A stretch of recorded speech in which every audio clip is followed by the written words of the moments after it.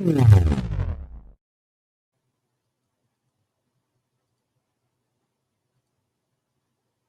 it is. Hey, everybody, it's Videobob. Oh, man, I'm going to take these off for just a second. Waiting for Rob to join us in the studio. I don't know. I guess they were probably having one of those, $4.95 steak and shrimp cocktail dinners down at the local strip club, and he had to make a stop. I don't know. So he said he was on his way in. So, second edition of the Videobob Show. It's not going to be as crowded as the first one was. The first show that we did, we had 6 or 8 people on. We were talking about building the DeLorean time machine, and we're going to do more of those. I'm going to do another version of that for my UK fans because it was a little too late for the one that we did before. They're 6 hours ahead of me. So we're going to do another one where we'll let people, the DeLorean time machine owners and builders from the UK on. In the meantime, I've got a bunch of different guests that I'm reaching out to, trying to get them on the show, people that I know, actors, comedians, musicians, all kinds of cool people. You guys know, I'm not going to name drop, but you guys know I know a lot of different cool people. And we're going to get some of those people on. Let me run over to the questions, the comment section real quick. My microphone gets in the way of the comments. Let me say hi to a couple of people. Let's see, what do we have here? We have somebody from England watching. That's, well, you're watching about midnight, isn't it? What are we discussing today? We're talking about a friend of mine named Rob Pitts. He's a YouTuber, and that's kind of what he's known for now. But what he was known for before, well, we'll let him explain it. He deals with custom cars. You've probably seen him on VinWiki Car Stories with our good friend Ed Bullion. He's just an interesting guy. He has a radio show, and I thought this is a fun guy to talk to. This will be somebody to have on. We got Savernat on there, who's always on. Big fan. He watches every one of them. Let's be fair. Rob is the only one you need on today. This is true. And also, no one else would call me back. They'd say, "Video who?" And they'd hang up the phone. No. Yeah, I mean, it is difficult. You got to work within people's schedules. I have a lot of people that say they want to be on, but I know people from all over the country, all over the world. And even though with all this COVID stuff happening, us that work into the car industry, we're considered essential workers, So let me keep an eye on my phone, make sure. He's texting me, goes, "I'll see you in a few." I said, "Get you some strippers over there." If you've seen any of his videos, he ends his videos with a sultry, seductive, slow motion girl walking around the cars.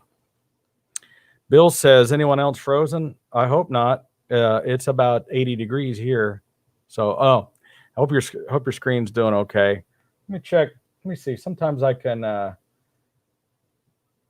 pull up on my. This is a one-man operation.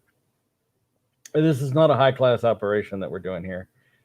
Let me see what happens if I pull it up on my Apple TV. Oh, I'm live. There I am. I'm echoing now. It's so low-key. I'm trying to get a producer to help me, just to help maintain the comment section. One of the things that I learned from my YouTube analytics is it says that most of my fans that watch me, or that watch my videos, usually do it in the afternoon, 1, 2, 3 o'clock, somewhere in there. Steven says, "Hey, Bob, I saw the new Ghostbusters preview. Is that your Ecto?" No, it isn't. We are going to do a Ghostbusters show, and I'm going to have some special people on, I promise. They wanted my Ecto. They called me. They wanted to buy it. I didn't sell it to them because I know I'm going to need it. Keith says his screen is black. Well, have you turned it on, Keith? Have you turned on the screen? I don't know. Let's see. A couple of people are complaining that it's going to black. I have. Is anybody else having any problems? Anyone else? Explain your. Please tell me your problems. A couple of people are saying the stream is messed up. So, maybe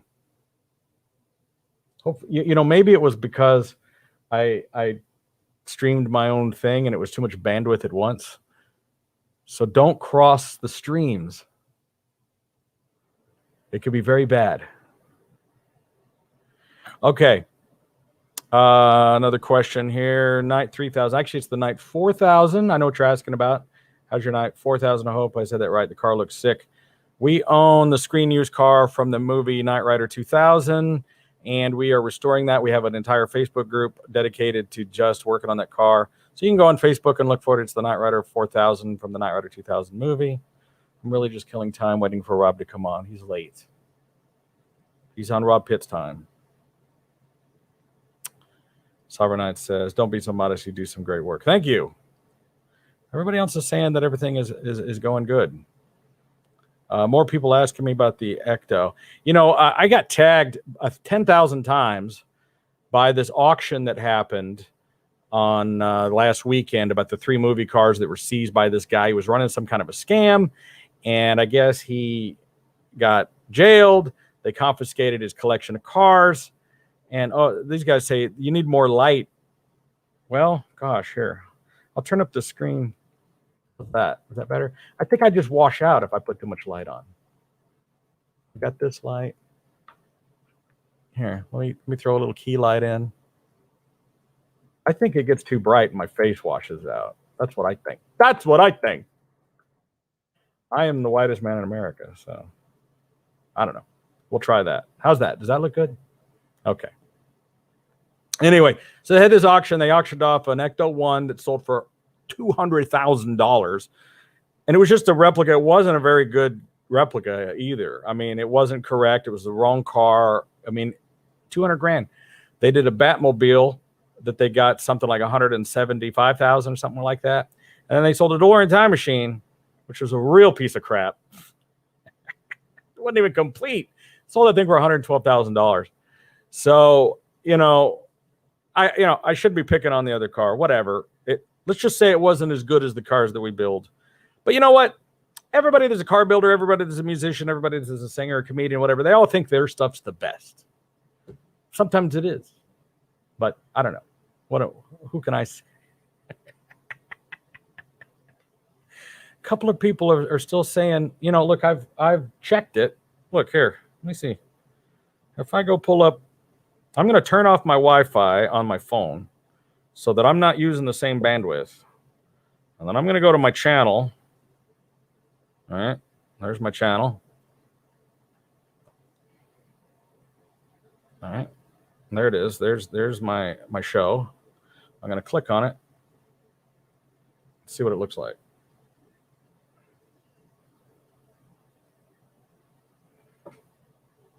Oh, you're right. Look, I'm getting a blink. It says I got a black screen.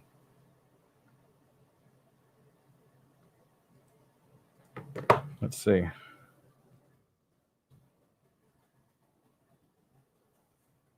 it off? What's going on here?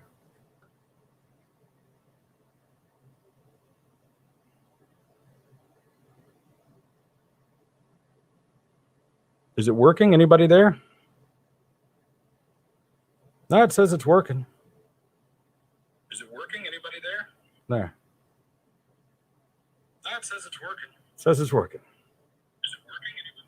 All right. Well, I did see like a black screen. Let's see here. We do have a couple people running their mouth on here. Let's check and see how things are going. All right. Well, hey, listen, what can I do? I can't control the internet. It's not showing. Let's see here. Show all destinations for chat. It says it's working. Can't post comments to some destinations. Interesting. Hey, I'm just still learning this thing. Come on, Rob. You're 10 minutes late, dude. Where you at? I'm going to have to edit all this out.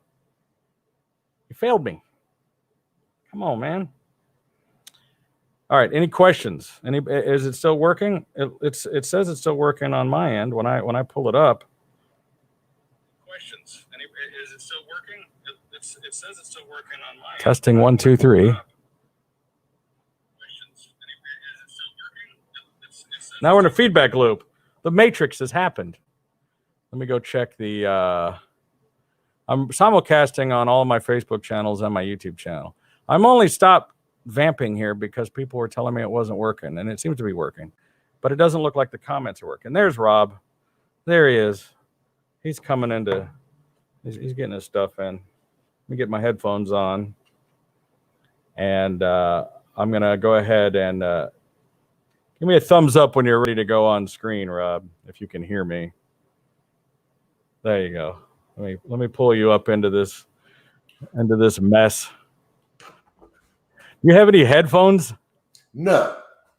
Okay, well, it might be all right if it's just the two of us. This was a total rush job. Oh, I could tell. What happened? Well, like a lot of my stories, it all starts with a buddy that calls me. And so he calls me up and he goes, "Hey, I've got this really, really nice 67 Pro Touring Mustang. Oh, okay. And I want to sell it." Well, it just so happens that's what I do.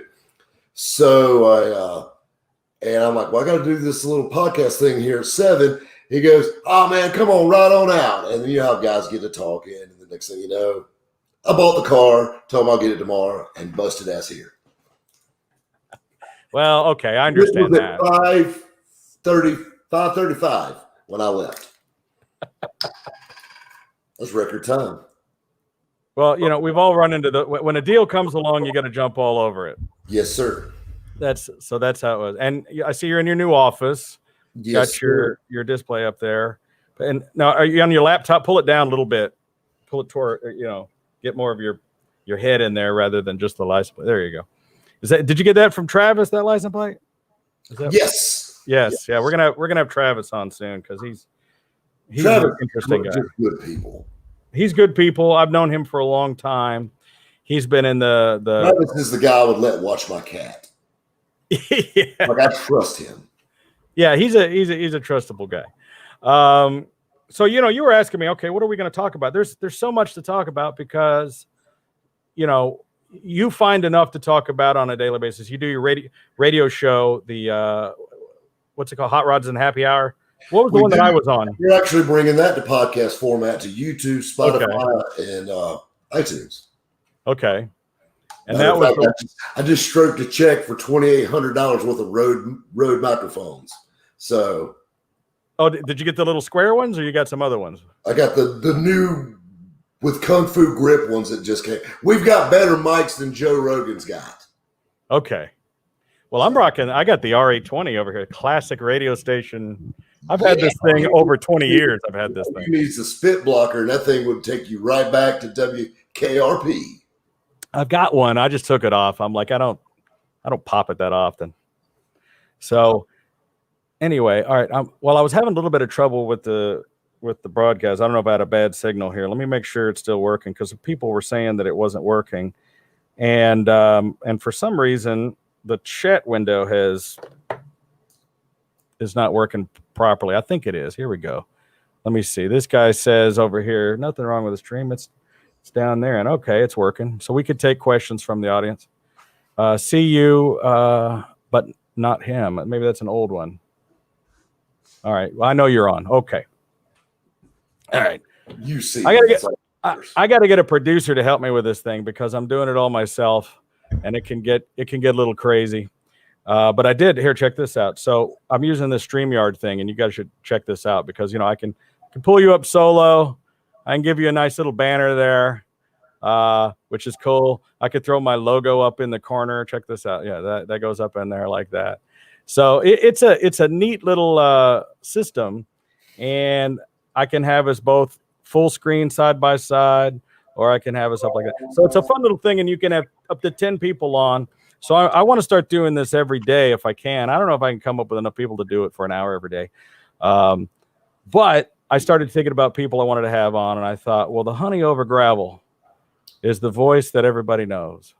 Now, when are you going to put central AC into that shop? Every one of your YouTube videos starts off with how hot it is. Okay. So we have AC in the studio, or not the studio, but in the warehouse, or no. We have, maybe it's the heat messing with my brain. We have AC in the showroom and the offices. We have a green room and a podcast room. Those are both AC, full full break room and everything. So the inside the gas station is actually a working car dealership. The only problem is we have 18-foot ceilings, 5,000 square feet. Well, the first thing I thought of is, hey, like the portacools and things like that. My camera guy went ballistic. I've got $12,000 worth of cameras around you. You're not running a misting system. So that got yeah. And then we're running fans. Well, you got to kill those for audio reasons. So it's gotten down to that. And I'll be honest, I'm probably just going to break down and put AC in the building. Brother, you got to get yourself a 5-ton train and drop that sucker right in the middle. That's what I did in my shop. I thank myself. One unit cooling the inside of the gas station, but I'm probably going to put a 10-ton to cool the damn big building. Yeah, it's worth every penny. It really is. It costs a lot. I spend $1,000 a month at my shop air conditioning that son bitch. And when I'm not there, the employees turn that thing down to they crank it down. So what I did was I put in one of those Wi-Fi Nest units so I can check it on my phone. I see them some bitches turn it down to 62. I'm like, you get out of here. I turn it back to 78. Are they trying to keep ice cream in there? They are. I walk in there and I'm like, ooh, it's cold in here. This is my thing with the AC stuff. I have worked in the heat my entire life. Oh, and I complain about it and all that, but I'm so used to it.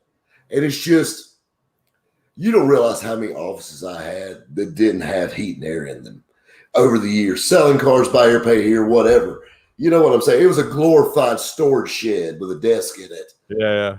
And I mean, so this is luxury compared to where I've been. Yeah. All right. Well, let's start at the beginning. All right. Who the hell's Rob Pitts for the people that don't know? You were selling cars on eBay back in the day. Now, I've been on eBay since the inception of eBay, because before eBay, I was doing used groups. Before eBay, I was doing Thrifty Nickel. I was doing the flea market. eBay was the greatest thing that had ever come along when I started coming along. But I wasn't doing cars. I was doing electronics and things. So why are you called the eBay Outlaw? Tell us that story a little bit. That story in a nutshell. eBay Motors started in 2001. I got to play it around. Keep in mind, I'm 21 years old at the time. I got to play it around, and I've been buying and selling cars using classified ads. That's right, with newspapers. This is before Craigslist and everything like that. And you could sell cars on eBay when they launched eBay Motors, which was cars, parts, things of that nature. And it was actually really crazy that people bought used cars. And the cars that I was selling on eBay, because you got to think about it, up north and in different areas, a clean used car like we have on every corner here in the South brings a premium, because there's no such thing as that in these areas. And primarily my cars went up north and went out, in the more winter prone areas. And so rust was always a big issue, things of that nature. And what I did was I didn't have the money to start capital, or the capital to start buying my cars like I wanted to. I mean, I could buy one or two, but I couldn't buy, there was never enough. You always wanted to buy more. You always wanted more cars. So I got the bright idea to do a flat rate, straight brokerage. So what I did was I went to about 30 car lots that I had working under me at one time. And what I did was I took 3 cars from each lot every week and did a 5-day auction on it. And those cars, 9 times out of 10, would bring more than they were asking for them on the front line. And I usually started with the cars they had the longest, which was even crazier. And they sold them in 5 days. And it just took off from there. I mean, my very first year on eBay Motors, which was 2001, the first year for eBay Motors, I sold 160 cars. Okay. Well, that's a lot. I mean, so... Man, 160. Yeah, that's like a car every 2 days. Yeah, they're rolling. We got to keep in mind, that was when I started. I had by the end, or in the prime of it, not by the end. By the end, it started kind of rolling down a little bit. But in the prime, you got to understand, I had 30 car lots giving me 3 cars a week. That's 90 cars a week that I'm listing. That's a lot. And you had one that was a no sale, or buyer fell through or whatever. But 95% of them sold. And I mean, I was moving cars. Matter of fact, they had a hard time keeping up inventory for me. Wow. And so what happened? What happened exactly that the Outlaw part came in, or? Well, I mean, it's not late breaking news. I got my very first eBay power seller, and I want to say it was in the first year. And it's so funny. It's funny how small the world is. A really good friend of mine was selling cars up in North Carolina. We're in South Carolina. In North Carolina, kind of doing what I was doing, but up there. He was buying basically new car trade-ins and cleaning them up, put them online. And we got to be really good buddies. He's a Russian guy.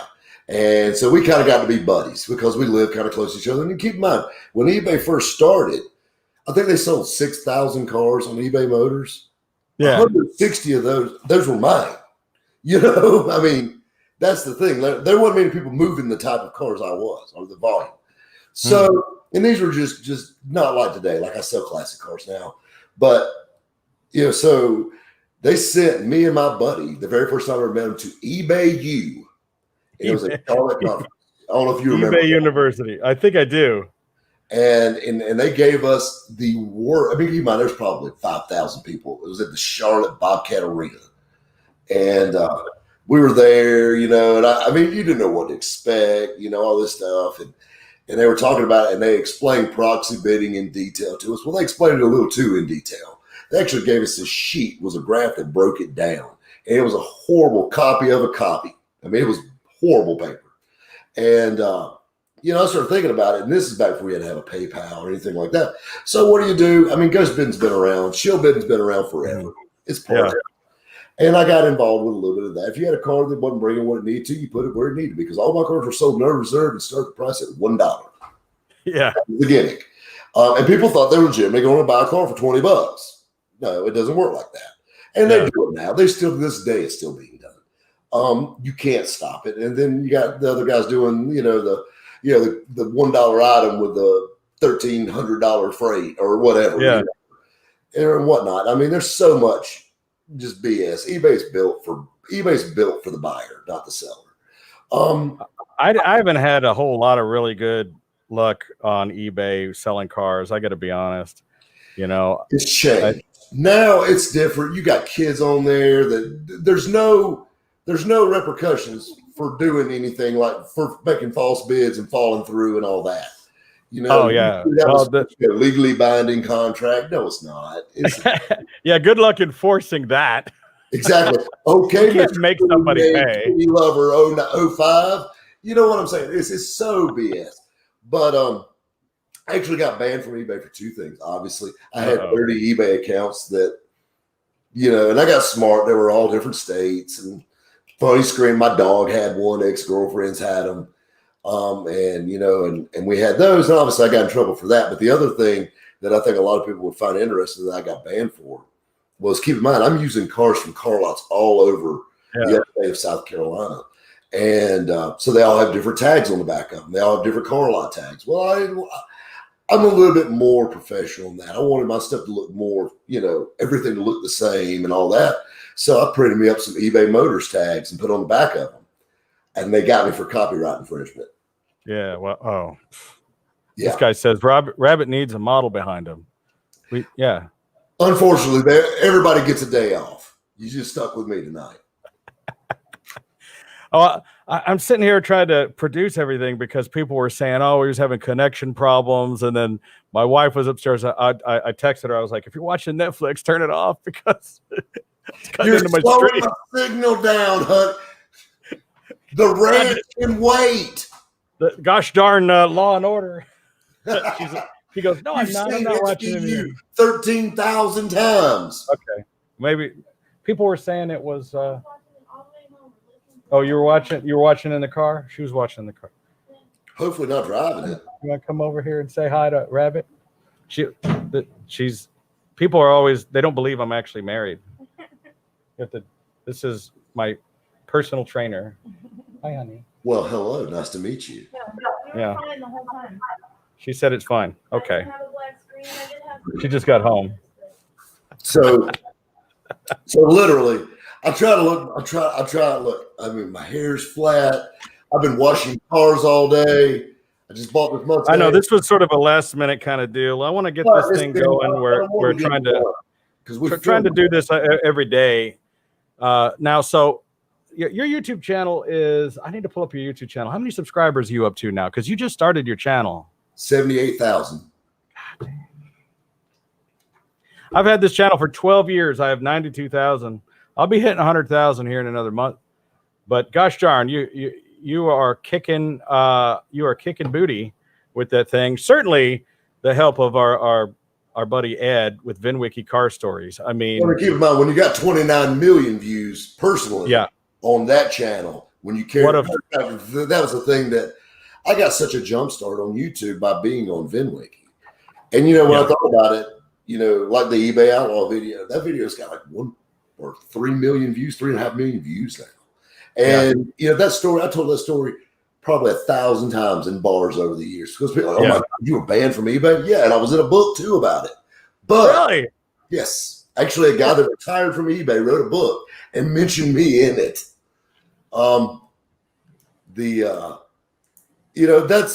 That's the thing about it is the stories and all that stuff. And I mean, I'm from the South, and you know how it works. I come from a long line of bullshitters. We have fun. I mean, it's an art form out here. So naturally, being a good storyteller with that, and it makes it fun. And it's just like the video that I had dropped yesterday on them. You got 100,000 views in 20 hours. And I mean, it's just like, talking about my childhood Corvette that I fell in love with that I ended up buying back. I love that video. That video was fantastic. And people that aren't car guys, they're not going to get it. I would rather have, that car than a brand new one. Whatever. Exactly. Well, I've had 2 C8 Corvettes, and I'll be the first. I think I'm the only person on the internet that hates them. I just don't like it. You don't like the C8? I'm tempted to get one. You won't like it. I probably won't. I like cars that have a couch in them, cars that have a leather couch in them. But it looks like a really cool car, and you're right. It's like the cars that Ed drives. It's like I don't know how he crams himself into these little cars. Well, yeah, but he's a skinny guy. Of them, When I thought I was a tall guy, I'm 6'2". I was sitting beside him, and I feel like that short girl. Like, hey, yeah. And so, I like to step inside a car. I don't want to have to like butter my hips to slide in, Well, so that and the C8s are comfortable as far as getting in and out. I mean, it's a Corvette, but I had an 84. We had done the A-Team Faceman Corvette, the white one with the red interior with the red stripe, which on the TV show they used to just rent the car from like Hertz and then put a sticker on it. Then they'd take it back after they were done filming with it because they didn't want to buy it. One. Yeah. So who knows what car, the car, it was just whatever white vet they had. It wasn't in very many episodes, but it was such a huge sensation that I think it was Hasbro or whoever, they made toys of that car. I mean, I think they made a Power Wheels of that car because it was just a huge hit, even though it wasn't in many episodes. So I thought we should do that car. And with the crossfire injection, man, what a turd with the, With what is it? The 4+1 or I got in this or yeah. I was like, what is this? The overdrive. Those are nightmares. And you turn the wheel and you watch the front of the car turn and then you kind of catch up to it. You know what I'm talking about.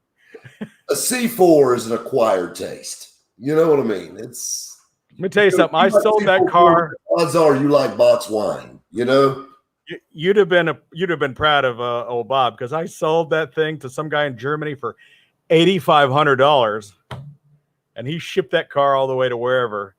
And I'm sure he's driving around. But it was a great car. It was a great condition, red leather. What's interesting about them is each of the speakers are Bose powered speakers. Mm-hmm. So that was fun. Fixing all the speakers in the car. There's just a lot of weirdness. I'd never really owned a Corvette before, especially not an 84. Ahead of their time. You got to understand the Corvette, because they make one in 83, obviously. The 82 Corvette and the 84 Corvette are night and day, 2 totally different cars. There's no nothing that went other than the crossfire engine that got carried over in 84 and then 88. They went to the tune port. Excuse me while I nerd out. But I'll tell you some interesting C4 Corvette trivia for you. I really Okay. do, actually. All right. This is a good one for you. Do you know the digital dash in the C4 Corvette? Because it would flip from metric to the US. I thought the dash was cool, actually. It was originally designed for the US military to go in a tank. General Motors bought that design for that dash. It was originally designed to be in a tank. That's crazy. Well, I tell you, my first car that I had with the digital dash, and people make fun of me, but the car that I was in love with back in the day was the Ford Taurus. I thought it was the most innovative car. It looked like a spaceship. The RoboCop's car. Well, I have a RoboCop's 86 LX that Peter Weller drove it and he signed it, So when I saw the 86 Taurus wagon for the first time, it blew my mind. That car it was way ahead of its time. I mean, it had plastic bumpers and shaped tail. The taillights went all the way up the back, and it was like a big rounded thing. I mean, people don't realize how innovative that car was for the time. Now, looking at cars now, it cut a path for cars. RoboCop, and supposedly they were in the future. Yes. So I had a gold 87 Taurus LX, and that thing had the digital dash with the fuel computer. And, we're talking about a gold car with a beige interior. We're using the word computer very loosely. Did it spit a ticket out like the back computer? Yeah. Well, it had a thing that said fuel computer. So, yeah. It would tell you your range, My grandfather, he drove Chrysler products, so I didn't come hang out. My parents would let me hang out with him very often. He bought a Chrysler New Yorker in 1985. He bought it brand hammer new, one of the turbo four-cylinder, like the K car New Yorker. And that car would talk to you when you drove it. Like you cranked it up, it says, fasten seatbelts and high beams on when you cut the lights on. And it had the climate computer and all this BS stuff. My grandfather thought that was the coolest thing ever. He passed away about 20 years ago. That car stayed in the family, had 14,000 miles on it, and I sold it on eBay. Or I didn't sell it on eBay. Actually, I couldn't sell it on eBay. They told me, they said, would you like to sell it? And I said, no, I don't have the heart. So I actually had a family member sell it on eBay. Well, when the talking cars first came on the scene, I don't know which the first one was that did the door ajar. Yeah, oh yeah. It was so creepy, that voice too. Cut your damn headlights on. Yeah. Door I'm going to eat your soul. The speaking spell. But those kind of things are great. And like I said, that 87 Ford Taurus, I thought was the most high-tech car I'd ever seen in my life. It had air conditioning in the back. I mean, that blew me away. But, a lot to impress you.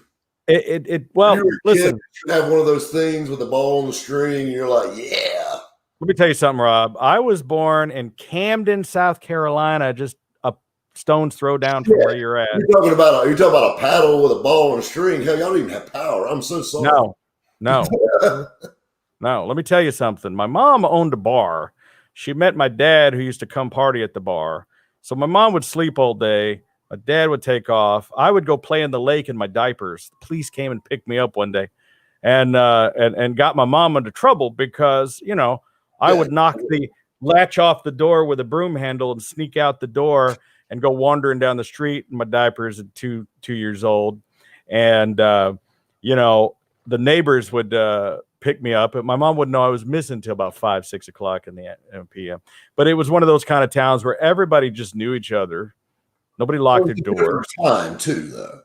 That's true. It was the 70s. Then what took you from Camden to Texas? Kidnapping. I was kidnapped. I'm not making this up. So, my dad, he moves to North Augusta. My dad had gotten custody of me. So my mom kidnaps me and my brothers, puts us in her 74 Plymouth Fury, which is why I love those cars so much. And we went to Colorado Springs, where my grandparents lived in Colorado. And so for many years of my life, I lived on the lam, where my mom would change my name and dye my hair and falsify documents. Really? I swear to God, I was a milk carton kid. My dad looked for me for years.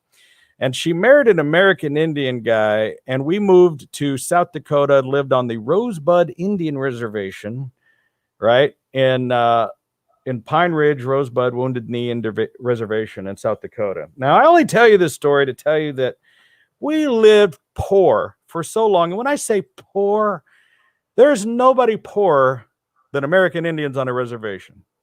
And talk about community.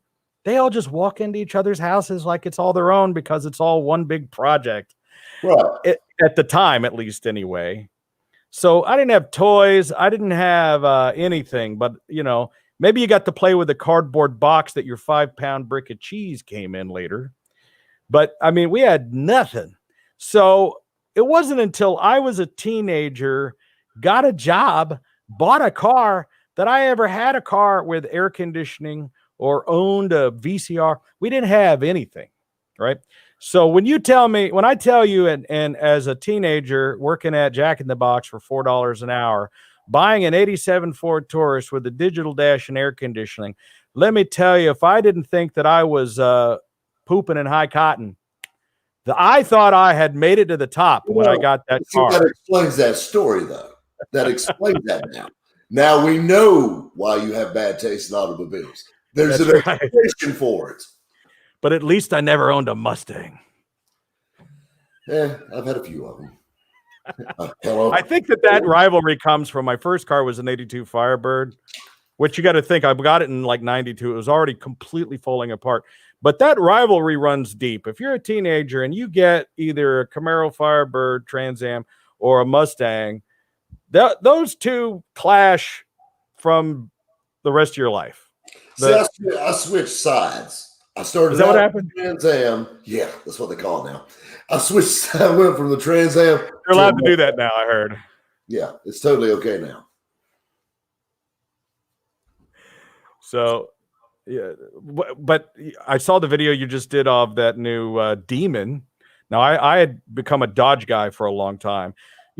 That station wagon left a mark on me back in 1990. I'm going to tell you something. I am a station wagon guy. We got marks left on them in a station wagon. Emotional. Yeah. Yeah, that's just bad.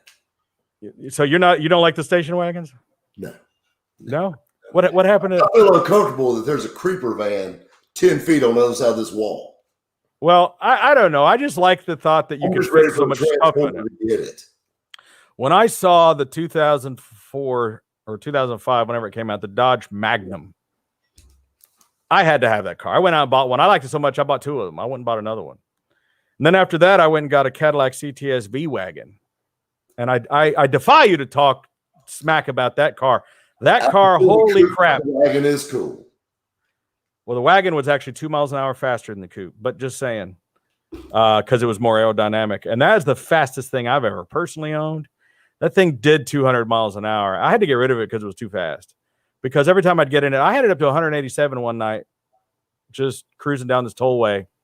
And I thought, this is dangerous. This car with that supercharger is one of the most underrated cars, I think, out there. And whereas the Demon and the Hellcat and all that stuff are absolutely great straight line cars, stop it and turn it. That how's that going to work? But now this guy says he's got a question for you. I didn't pre-read it. So what's your opinion on Australian muscle cars, the Holden Commodores, Ford Falcons, etc.? Now, are you into the Australian thing like our buddy Travis is? I like them. And I mean, they're really cool. I mean, I've never been around that many of them. You know what I'm saying? Like you understand, here in the States, only in the last few years, if it wasn't for Mad Max, we wouldn't know about any of it. Yeah. Have you ever been to Australia? Have you been there? No, never been. Oh, you got to go. Oh, they would eat you up. They would love you. So, funny story. The man that owned this 67 Mustang is Australian, and it has kangaroo inserts in the seats. Wow. Well, Travis is in love with those things, and I was too. When I went down to Sydney last year, and every time I saw one, I was like, oh my God, because it was just weird. But really, you're looking at what is it, a G6 El Camino? Yeah. Right. But they're neat, and they're different. So yeah. You're just excited to see something different. And but let me tell you, I was tempted to get one of these things because they put the same LSA supercharged motor into one of them that they had in that Cadillac, and I was like, wow, that motor in that little car and a little El Camino looking car, ooh, dog, Yes, boy, sir. that'll eat some That's a bag of hell. Now we know that you went over to England. What part of the UK did you go to when you went on that little trip? I was in London. You were in London proper. Actually Okay. went outside of London. So Sam Hard, who's another interesting character you need to have. We're gonna have Sam on for sure. Sam calls me out. I love Sam. Sam's like my UK brother from another mother. And very first time I ever met Sam was at SEMA that just got canceled today. I know I was going to talk about that. I was going to bring it up. I am so pissed. I was planning to go to SEMA. I told you to get canceled. I know everybody on the forum. What people don't know is there really is an Illuminati of YouTubers. We all have a little group that we're all in where we all go on and talk to each other. It's true. And we were all debating whether or not SEMA was going to happen. Tavares was like, it's going to get canceled. I'm not going. And Hoovy said the same thing. Everybody said, no, it was JR. Watch JR go. He was like, it's going to get canceled. I go, no. It's going to they're going to lose billions of dollars. They canceled the sumbitch today. I can't believe it. I go to SEMA every year. I'm so disappointed. This is the thing, though. If you ever been, what? Oh, to SEMA? Yeah, I go every year. We were there last year. That's right. Duh, I saw you there. But you gotta understand, this is the reason SEMA got canceled. 150,000 people walking in numerous buildings, shoulder to shoulder, is just a recipe for disaster. I don't care how much social distancing and hand sanitizer and face masks you put on. You've got people from all over the world in this one confined spot. I think it was a good call on their part. This year's just a wash for events in general. They could have called it a protest. It would have went off fine. Give everybody I'm not going grassy knoll on you here, but I'm just saying, from a business standpoint, I understand. And Diamond Bar is very left. So I've already caught way too much hell over this. I'm not like I'm not a denier or an anti-corona or whatever, but I'm just not afraid of it. That's all. And I should be, because I'm an at-risk patient. With a 0.3% death rate, like I said, I don't even want to go there. I'm just saying I'm not worried about it. I'm more worried about getting shot in South Dallas, Oak Cliff, as a bold white guy driving around in a lifted excursion. And this is my thing. At the end of the day, you can't be scared to live your life. Mm-mm. Now, you can do things to extend it. You can do things to prolong your years, but I'm not skydiving and stuff all the time. I mean, I don't go around licking doorknobs and standing in traffic. Although some people are into that, so you can't shut them out. I wash my hands. I go into a store. I wear the mask because they make me wear the mask. But quite frankly, what's interesting is when there's only certain counties that make you do it. So if you go a little further out of town, they don't have the mask ordinance. And I went to a bar last weekend, no masks, bar, band playing. And I was like, man, I forgot what real life was like. I ordered a sandwich and fries and a drink, and I'm watching a band, and everybody's sitting around and smoking cigarettes. I was like, I gotta move to the country. I've been in the city too long. You just gotta live with it. I can't do the country. So that's the thing. That's another thing. I think that a lot of people with a honey poured over gravel Marlboro Man voice. Oh, Rob, he's just a good old country boy. I'm going to tell you something. If I live more than 10 minutes from the mall, I start getting nervous. Yeah. I've seen pictures of you, what you used to wear to the mall. You're a socks and a sandals, colorful shorts kind of a guy. I bet you have Crocs at your house, don't you? Oh, I've got them on. I'm going to tell you something about Crocs. Those are cool. Hey, Post Malone wears them now. I rest my case. Oh, that's an argument. But I mean, that's the thing. I've reached a point in my life that, I'm not worried about sex appeal. With a face like this, there's no sense in even worrying about it. You got the same problem, Bob. I've been married 10 years, she ain't going nowhere. So this is the thing. I'm going to be comfortable. You know what I mean? Yeah. But people all the time are like, "Boy, I bet you live." So, we got a little TV history. Me and you both do. So I shot my first pilot for Discovery Channel. They're over there in California, and I'm here in Greenville, South Carolina. And they're like, how many years of a contract did you have to sign with those guys?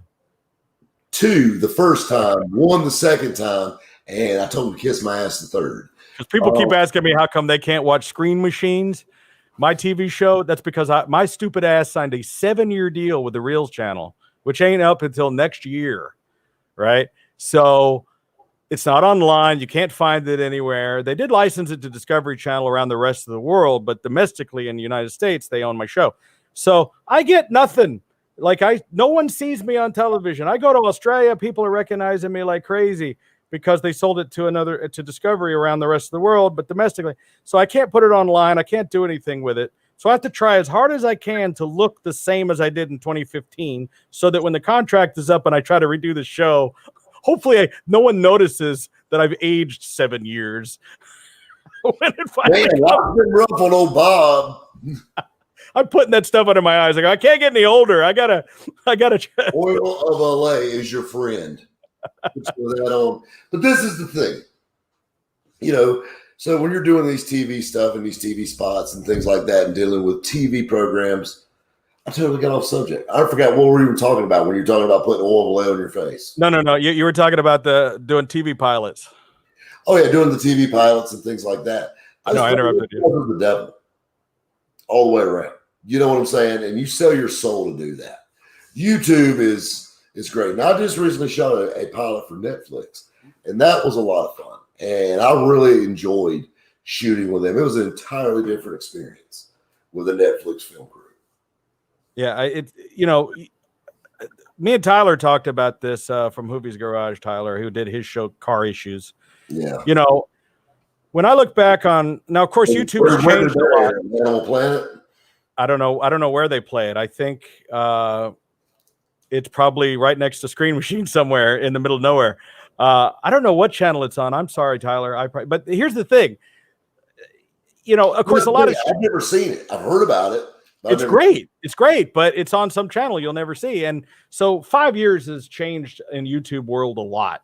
Like we don't even have cable TV or anything like that anymore. We just have internet. And I don't even watch TV. I don't watch the news. I just watch YouTube.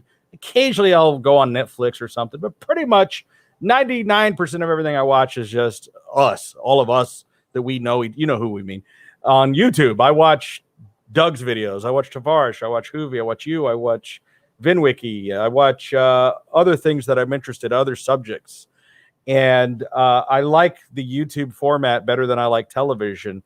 And by the way, if you're not a YouTube premium subscriber, they started off calling it YouTube Red, but now it's whatever it's $10 a month or whatever it costs. It's worth it because all the commercials you watch during my thing, which is great, thanks for the money. But when I log on to something and I'm not logged in and I go look on YouTube, I'm like, who's sitting through these commercials? For $10, you get away from all the ads. But anyway, the point is I get so much more viewers and recognition from YouTube. I walked into my producer's office at AMS Pictures back in 2015 when we were on our 6th episode of Screen Machines, and I go, how are we doing on the Reels channel? He goes, I think last episode got 160,000 rating. I was like, 160,000? I could pull out my phone, my cat could take a crap, and I could get 1 million views on YouTube. We did an oil change on my Rolls Royce. I got over 1 million views. Come on, man. What am I doing? We're spending 60,000 an episode. I got sound guys, light guys, cranes in my parking lot doing aerial shots. And I could pull out my phone and get 1 million views. So it has changed the way media is forever. And it really is just quality over, I should say content over quality. I'd rather just see Rob Pitts on his phone telling me a story than watch a $2 million budget. This is the thing that people don't see. If you through the power of the internet, if you could go 2 doors down here in my little offices, I have a full-time cameraman, and we shoot with 6 cameras when we're shooting Rabbit's used cars. So the days of, hey guys, what's up, is going away. We're shooting in 4K. Hell, when I shot that Netflix pilot, we used better cameras shooting my YouTube content than they used. Listen, I'm Videobob. When they showed up to do the pilot for my show, I loaned them my equipment. I go, here, I got some mics and cameras and lights. I got something I don't even bother with that stuff anymore because I admit it, I'm lazy. I just shoot everything on my phone. I use those little Rode wireless microphones. It seems to be fine. I might update this thing, and if this show starts taking off, I'm gonna update it, build myself a custom studio, and start doing it a little bit more seriously. But for right now, I'm just at the same desk I just ate my dinner at a minute ago. And that's how most podcasts operate. Yeah. Now, you said you had a better story than mine. No, what you said you had a better story than mine about your pilot. The pilot was insane. Well, the first one was an uber nightmare.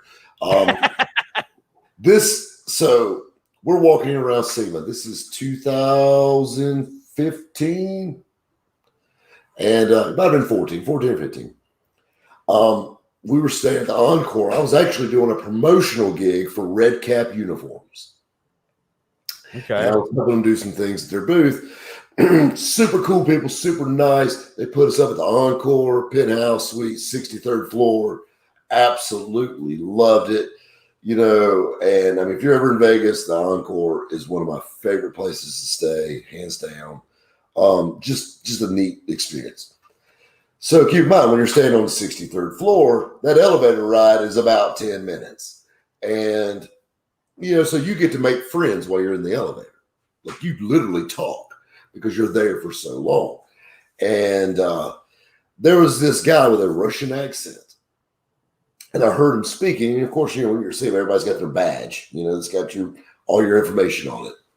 And so we went to SEMA, and I remember talking to this Russian guy, and that's the thing about SEMA. It just brings everybody from all walks of life and everywhere, and we're talking, and he says, man, you got a good voice on you. I'm 6'2", and I got blonde, spiky hair and sound like the damn Marlboro Man. And just he's like, oh, you're a real car guy. We got talking about cars a little bit, just chit chat. I got off on the top floor. See you later. You know what I'm saying? So fast forward to the following Sunday. So we flew back on Friday night. That Sunday, I'm laying on my couch. I own a diesel truck shop. Okay. And my grandfather started in 1968. I mean, this is back in the day when the cell phone for the truck, or for the phone for the truck shop, would ring this phone, and call forward. And so, I mean, hell, I'm back from SEMA. I'll put the phone back on me. You know what I'm saying? Yeah. And when you run a business for yourself, just as I do, there's no such thing as a 9 to 5. At least we don't have to use a pager anymore. No beepers. I don't think my suite was pager friendly. So anyway, long story short, I'm laying on the couch, just chilling out. You know what I mean? Just taking it on from SEMA. Everything's just kind of sinking in. This is my first year at SEMA, and my phone rings. It's about 8:30 at night, and it's a guy named Dorian Vinlov. Hi, I'm Dorian Vinlov. Okay. Out of my head, hey, you're the Russian guy from the elevator. Okay, that sounds like a Russian name. Go figure. And he goes, I want to put you in a television show. And I said, well, he said, I know this is going to sound really creepy. He said, I'm going to email you some things. I want you to give me your email. He said, I promise you it's not weird. It's straight up legit. We're filming for Discovery Channel. And he said, if we can get you to sign on, we'll give you the details. And basically it was just not to talk about it. It wasn't a talent hold or anything like that. So my attorney looked at it the next day, and we went on with it. and we did that. You had an attorney? I didn't have an attorney. That's yeah. Well, that's well. See, this is another thing about me. Keep in mind, one of the used car business, I get sued a lot. And second, so my attorney. Okay, I've had more. Yeah, I've been divorced twice. You know, I mean, it's a constant nightmare. And so me and my attorney are on a first name basis all the time. We went to school together. We're childhood friends. I've known him all my life. I call him up and like, listen, hey Grant, we need to sue the shit out of this guy. Or hey Grant, this guy's trying to sue the shit out of us. It's never like, you know, hey, how's your wife doing? I've been pretty lucky in that respect. I haven't had to, you know, deal with any of that. You're very lucky. I'm very lucky. And then I mean, you know, it's when you deal with people, just generally, there's problems. I mean, you just have problems, you know. And now you're used to working it out; it just doesn't work anymore. And everybody jumps to the extreme and goes to anyway. So we went over everything. Everything went good. We're going to do this show. And this is great. This is great. We're going to shoot this, and we're going to shoot this, and it was actually going to be filmed in Cuba. Cuba? What? Oh, how are you going to do that? So, well, we shot this stupid pilot. And it followed me around the shop, and it followed me, you know, riding around in my 65 Malibu SS. And we have this little small airport. And at the time, you couldn't fly directly to Cuba. You had to fly to Canada, then to Cuba. Wow. So that's like a long way. Yeah, because it's embargoed. You can't go there. So we were going to go over there and build a class. Could you go to Mexico and then go to Cuba? Well, you could probably do that too, but you know what I'm saying. But this was the thing. We want to go to Canada to Cuba. So I didn't question it, okay? I met the man in an elevator, Bob. What the hell else can I say, okay? So, you know. So did you just do the one pilot? Just did the one. And I never went to Cuba to do it. That was the funny part. So then I went from there to doing a reality show at my diesel truck shop that I put a grand whammo stop to, because it's those guys stop your business. You know that was screen. Yeah. Oh, but when I was doing my show, I was probably spending $10,000 a month because I was still paying everybody to do a bunch of fake work. And you know what the thing is with the reality shows? They want you to have all this like drama. Well, you got to. And I've got numerous. This is the thing that tickles me. And I think it's the name I love. Why I love this name so much. I love Hot Rods and Happy Hour. The name of my podcast. The name of my car lot is Hot Rods and Happy Hour. And the reason I did that is the big wheels at Discovery Channel told me you will never see that name ever on television or anything publicly, because you might as well say drinking and driving. And it tickles me. The Intercom radio stations, one of the largest damn radio companies in the world, absolutely loves it. And you can go to Amazon Alexa right now and say, hey, I want to hear Hot Rods and Happy Hour. And you're going to hear my voice instantly. Wow. Yeah, I didn't even think about that, you know, because car guys that go to car meets, you know, Hot Rods and Happy Hour, everything. Yeah, we'll take our car to a car meet and not get drunk, you know. Yeah. But so I love the name. But anyway, so back away from that. We go to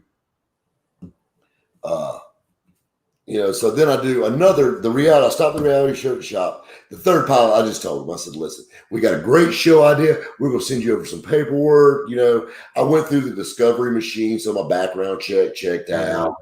And they dig pretty deep. You know, they go through it. Hey, Rob, why was you divorced 2 times? You know, and all this. Yeah. And so naturally, I'm like on the top of the stack when they're looking for somebody from the South, you know, whatever. Oh, trust me, I know. The only reason I wear underwear today is because I was filming a TV show. I was commando my entire life, and they said, we can't do this show unless you wear underwear, because you're going to have to pull your pants down and let the audio guy run a microphone around your back and tape it to the inside of your chest. And you can't I'm not making this up. I've been wearing underwear for the last 5 years only because we started doing I've wore a lot of mics. I have never had to drop my pants to put one on. Well, it's because of the suspenders. My shirt. I may have had a man touching my chest that didn't make me the most comfortable in the world. But maybe this guy lied to me, because, you know, and I don't understand what the proctology exam was before each show either. That didn't make any sense. No, No, You guys should talk to somebody about that. Speaking of I'm that, gonna have to call a lawyer about me too. No, I'm being serious. It was just a courtesy, because it was like I knew that I might have to change clothes or whatever, and so before we started filming, I started wearing these boxer briefs, but and no one would ever. This is a subject that would never come up in a million years. What I hated about doing my show, and I don't know if you did this on yours, but because now I'm ruined from watching television, especially reality shows. Well, the TV magic is gone. The TV magic is gone. You worked in radio. You worked in radio on the weekend. Yeah, this is blah blah blah blah blah. Yeah. WKR, da, da, da, da, da, all this stuff. The weather's going to be 69 degrees and sunny. Up next, your request, da da da, and it's all voice track. He recorded it on Wednesday. Oh yeah. They listen to KBOB all Bob all the time. Coming up next, it's Led Zeppelin. You got rock pits on your FM dial. Well, I was doing this format. We were doing talk comedy, afternoon drive stuff. But the thing is what I didn't like on my show was how fake everything was. It wasn't my fault. We would take a car I already had, go put it in a junkyard, pretend to buy it, bring it back. The only thing that was real was that we actually built the cars, but the people buying the cars were actors. The people coming to us wanting a car was actors. I'm not supposed to be saying any of this. It's just like Pawn Stars. I've been on Pawn Stars. I don't know how many times. You don't just walk into the pawn shop with an item. Matter of fact, you walk into the pawn shop for yourself, you're let down instantly. I mean, the pawn shop isn't even the pawn shop. There's a studio set of the pawn shop that looks like the pawn shop. Right. I'm not supposed to say this. And it's a gift, but I mean, the thing is, it's a small pawn shop with a gift store in it. Has no one noticed that when they watch the show, the doors have no doorknobs? It's like, I was like, can the set director put a doorknob on the door? You notice there's no cars driving by the window outside. Now, the first couple of seasons, I actually did shoot in the actual pawn shop. And the first time I was on Pawn Stars, back when I did the Time Machine and the Ghostbuster Proton Pack, we did shoot in the actual pawn shop. But they would have to shut down the pawn shop, kick everybody out. They would choose people to be extras and say, pretend to be shopping. Don't look at the camera, just whisper at each other. And then we would do our scenes. The thing is, it wasn't a fake outcome. It really is a real negotiation. They make a real offer and you can really take it and they really give you real money. The only thing is it's just prearranged. They know that you're coming. They know, like the expert for my item, I brought the guy with me. He was standing over there having a coffee. And Rick's like, well, I know a guy. Let me call a buddy. They stop for a second and I'm going, hey, Bob, come over here. And then then we pretend to meet each other. Hi. Oh, I've known you for 20 years. How you doing? So that part of television is just like, everything else about it is genuine, but I just don't understand why that element of fakery has to even exist. And I think that's why YouTube, what we're doing now, is so great because, I don't know about other YouTubers, but for the most part, most of us are pretty genuine. I mean, there's people out there that, that are doing pranks, but those are doing life blogs.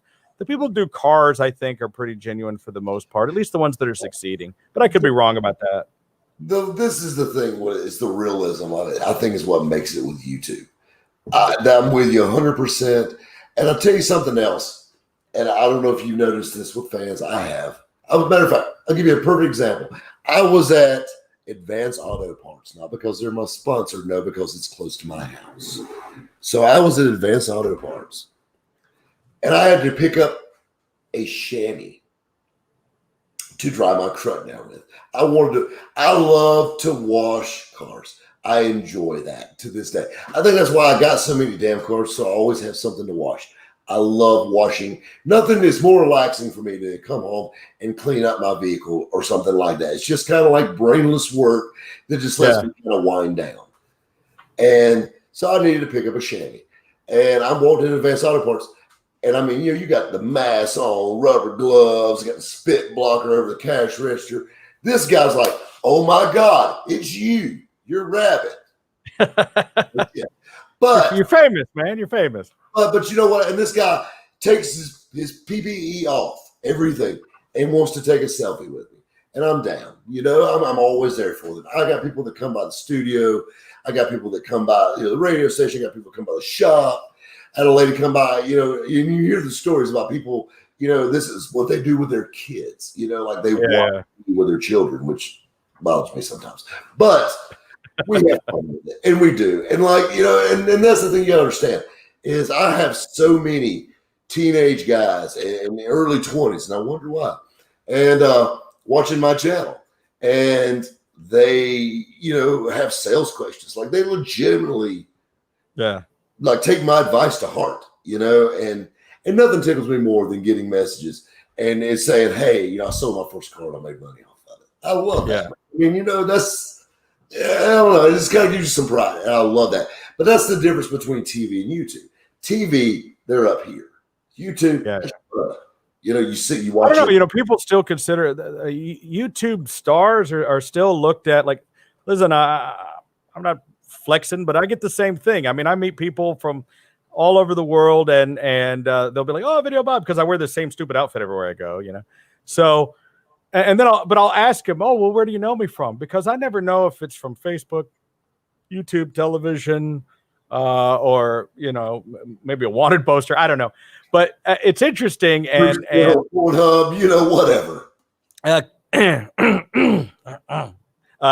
So I was shopping for refrigerators or something the other day, and I'm in this appliance store, and this couple comes up to me and they go, "Hey, you're that guy that has the tour bus." Well, I had just done an hour-long walkthrough of my Prevost tour bus video, which is doing great, by the way. That video is making me a ton of money because people watch the whole hour and all the commercials in it. Thank you very much. And I'm like, this couple and their kids, they're like, well, we were interested in an RV. So, because I do a lot of different things on my channel, because like I'm about to post a review of the friggin' robot vacuum I bought. I will do whatever I'm just feeling. I tell people I don't really have a car channel. I have the Videobob channel. You're just whatever I'm into is what you're watching. And I meet people of all walks of life from all over the world. And this happened to me in England, happened to me in Australia, and all over the country, where if I'm, like you said, especially if it's a car related thing, it's crazy how many people that are into what we're into watch this stuff. And then when they meet you, it's not just your mother. Well, but there's really no difference in celebrity when it comes to how they saw you, whether it was on television, a movie, or YouTube. Celebrity is kind of the same. I think that it's a little closer connection. It's a platform anybody can do. It's a platform that's true. That's what I like about YouTube is that you know what? Hey, you want to start a car channel? Knock yourself out. That's the thing. YouTube is there for everybody. TV, they pick you out. They pick a special dummy to sign that contract. That's true. It's Tavares, he explained it to me the best. He goes, it's like a girlfriend with amnesia or something. I was like, what is that supposed to mean? And he goes, well, people, you meet somebody who's never met you and you know everything about him.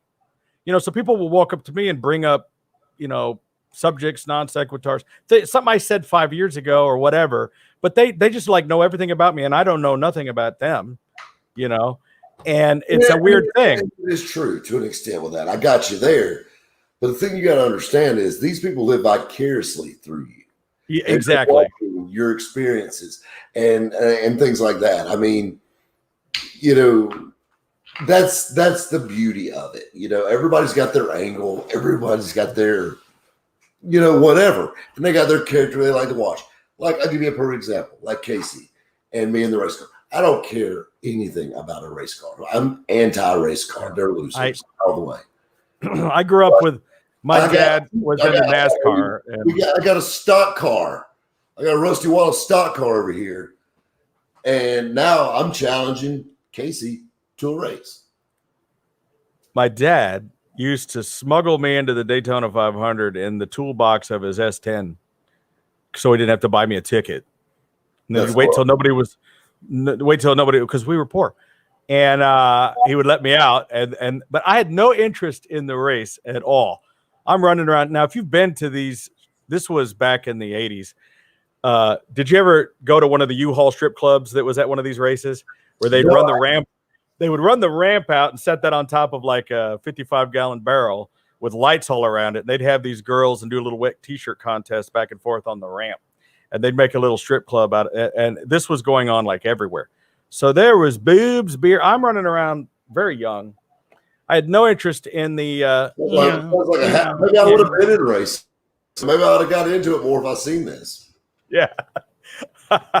I found other things to keep my people who've been there back in the day. They know what I was talking about.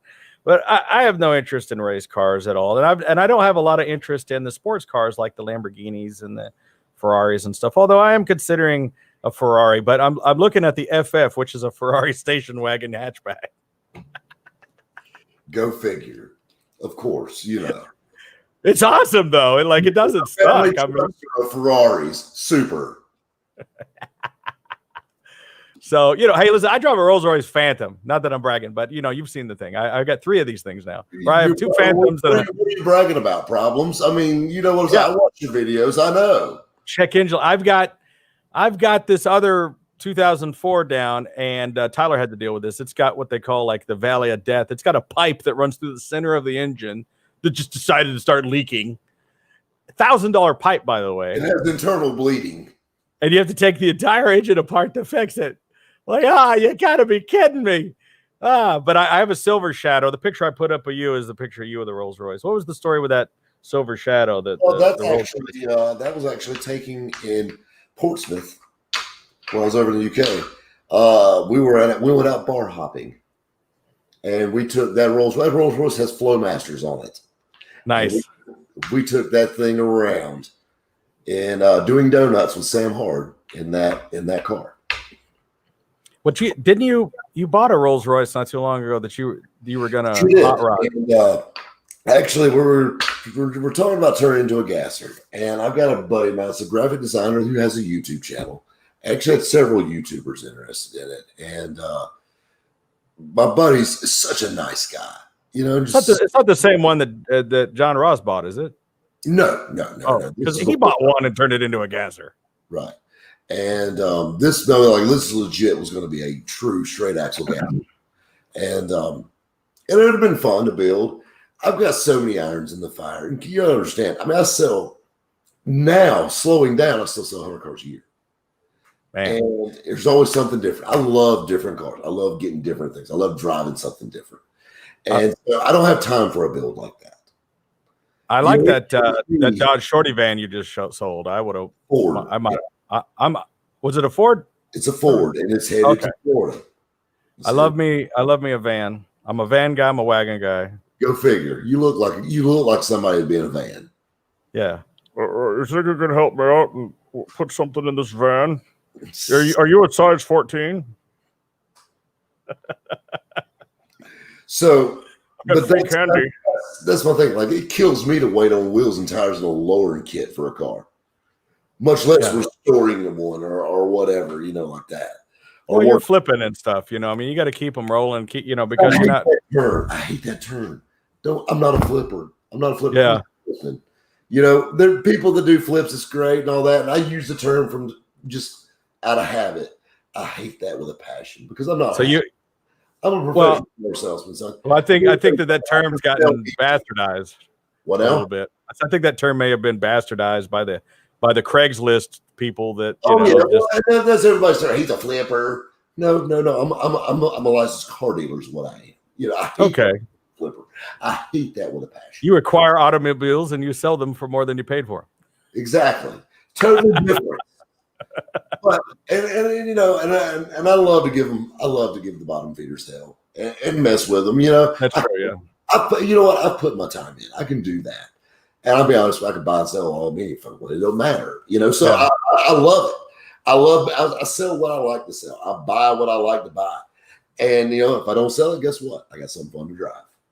Yeah. No, I mean I only do probably 5 or 6 cars a year, but we're doing totally custom builds. So we're putting out a car about every 1 or 2 months. Yeah. Like we just started a 74 Dodge Monaco today. We're doing another Blues Brothers car today. So we just took a deposit on that, and Like that's a lot of fun because you start with a car that genuinely is a piece of shit. Then you have to make it really nice, and then you have to make it look like a piece of shit. It goes full circle. Yeah, because it's like you pull it out of a swamp. You got to fix everything, make everything work. Dodge Monaco's. Yeah, we're talking about a Dodge Monaco. So, and I get like $30,000 for one of those cars. And people go, are you kidding? And I go, yeah, but wait a minute. We take a car that is like, doesn't run, that hasn't seen pavement, and since Mork and Mindy was on the air. Then we're going to like replace the brakes every single time. I almost choked on my Goo Goo cluster when you said that. Gas tank, fuel lines, brake lines, brakes, disc, drums.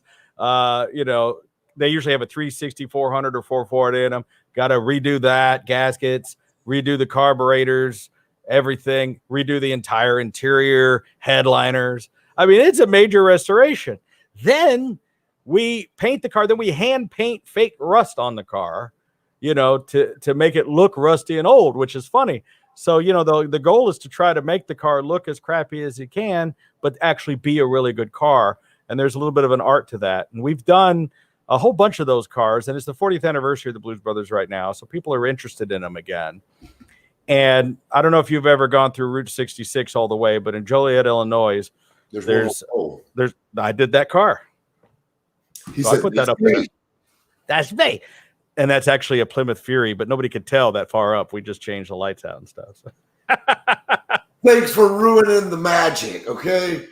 I don't want to waste a real Monaco on this signpost. The guy didn't have a lot of money. But, John Landis, who directed the movie Blues Brothers, we met him, and I told him I was the one that did that car. He was so impressed with that. He mailed me a box of screen use stuff from the Blues Brothers.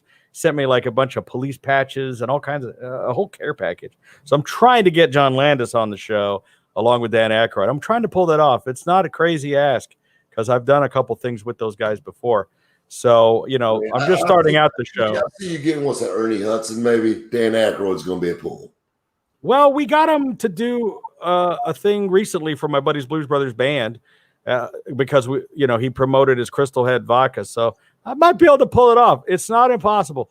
I know I can get Ernie on. I texted him the other day, and I just did a thing with Ernie up to right now.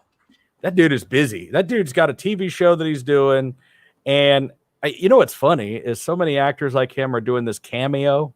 Do you know Cameo? Do you know Ed's on Cameo? Ed Bullion? Yes. Is on Cameo? I almost did it just for fun. What? What? I'm going to buy an Ed Bullion Cameo video right now. People told me that they go, you should be on Cameo. I go, who the F is going to pay me to? You just call me and I'll talk to you for free. Really, I should do it. What could a Videobob or a Rob Pitts get on Cameo? What do you think we could? I'm sure I think we could get $10. I was thinking 5, but you're selling yourself short, I'm going to charge $6.95 if you just to undercut. What is Ed getting? I want to know what Ed's getting. I'm fascinated. Meantime, right quick. I'll be right back. I give him a credit card. You're going to go get your credit card? I'm going to look it up right now. Let's see. Where's Cameo.com? What is it? That's crazy. I wonder if anybody on here has ever done any of the cameos. But anyway, a lot of the actors now, like Ernie Hudson, he's doing Cameo. And these guys, they're making a lot of money doing it. They are making actually a lot of money. Let me see. Cameo. Let me see. Ed Bullion. This is funny. He's watching too. I think he is. He's going to. I tried to put in his name and it gave me something else. Hold on. I'm going to mute your mic if you're over there taking a whiz. Let's see. Ed Bullion. It keeps wanting to say Ed Bolzanano. Are you serious that he's on there? Because I'm not finding it. I can't find him on here. I'm obsessed with this now. I wonder if Doug DeMuro's on there. I bet. All right. Anyway, it's not working. All right. Oh, I muted your mic. Hold on. Let me bring you back. I couldn't find him on there. I don't know. Maybe I don't have enough internet. You can't find it. He's on there. I swear, I've seen it. I'm trying to search it on there, but I'll look for it later. All right. Well, we went over a little bit, but I went over on purpose because you came in late. I'm trying to. I mean, I can go on as long as I want, but I find that who the hell's going to watch this for more than an hour? It's ridiculous. So before we wrap up, though, let's make sure we covered all the bases here. So we've got your YouTube channel. Have Used Cars, Rob Pitts. Either way, you'll find it. If people want to buy a car from you, where do they go to find your cars for sale? Yeah, we're actually working on a website.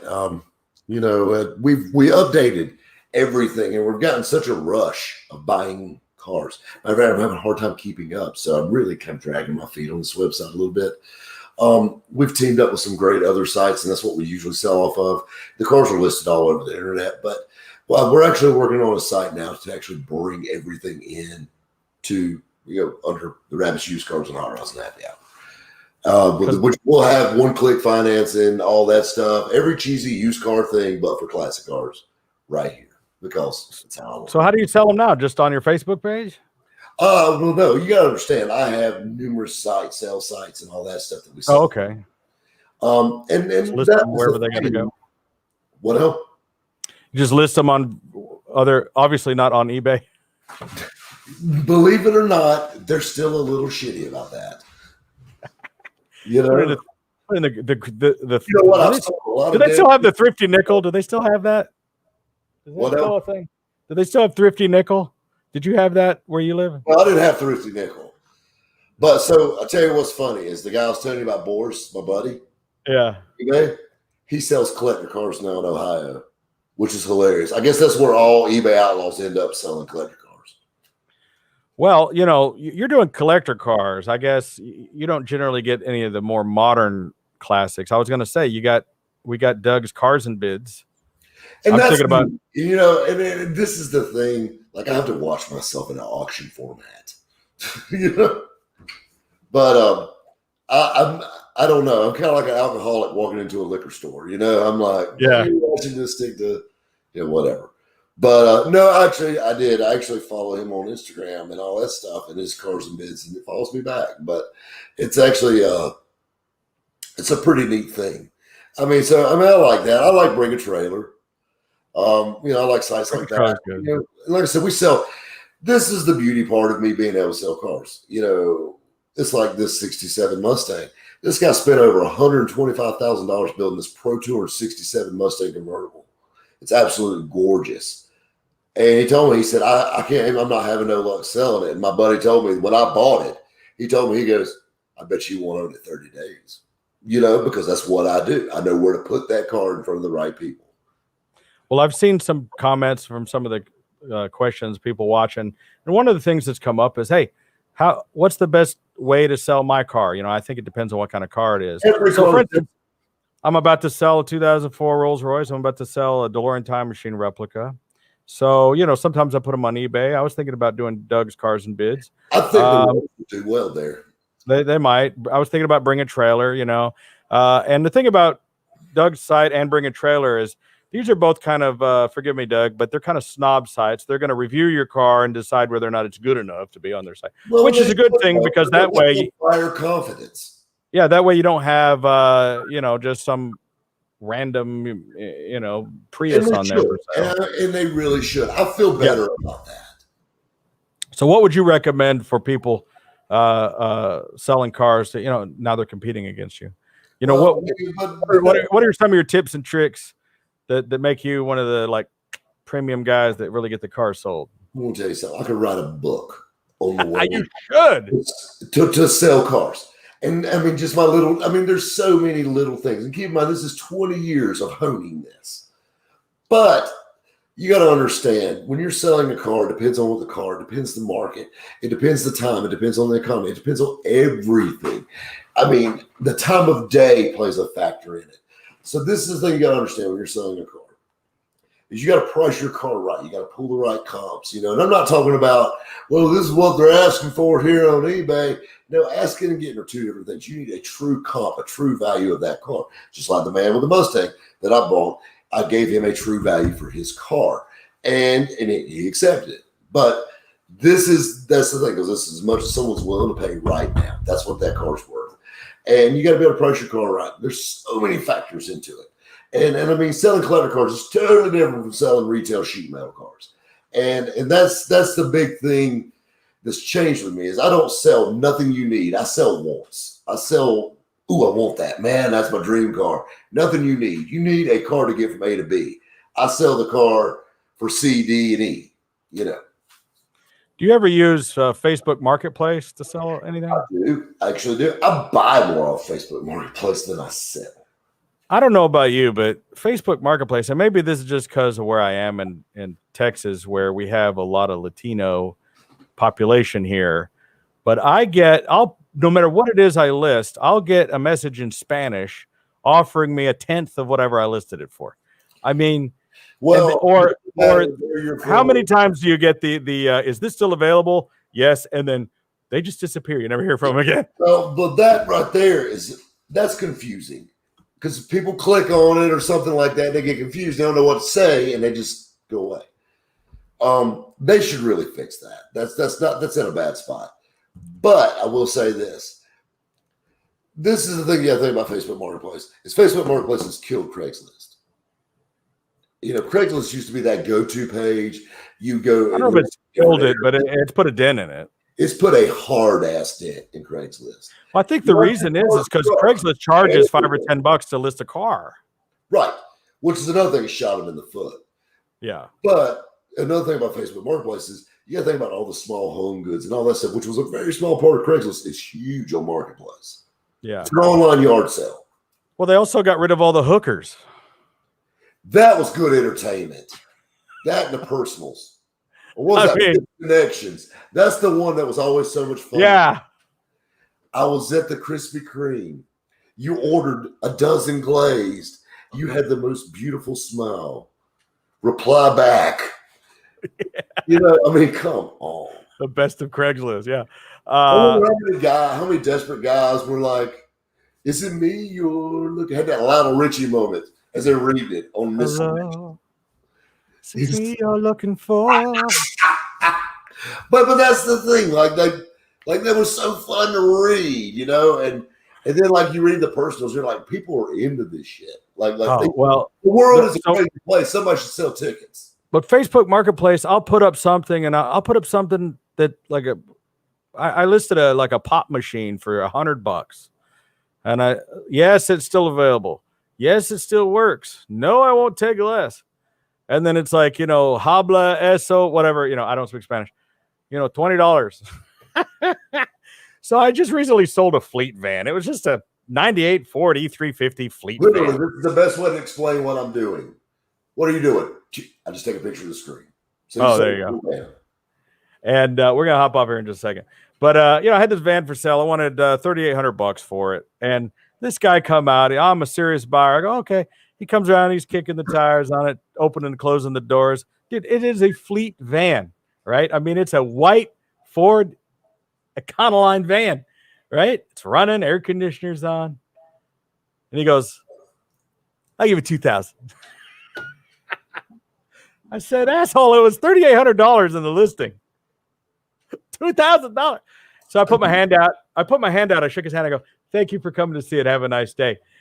And turned it off, locked it. And he goes, oh, hold on a second. I just walked in the building, shut the door.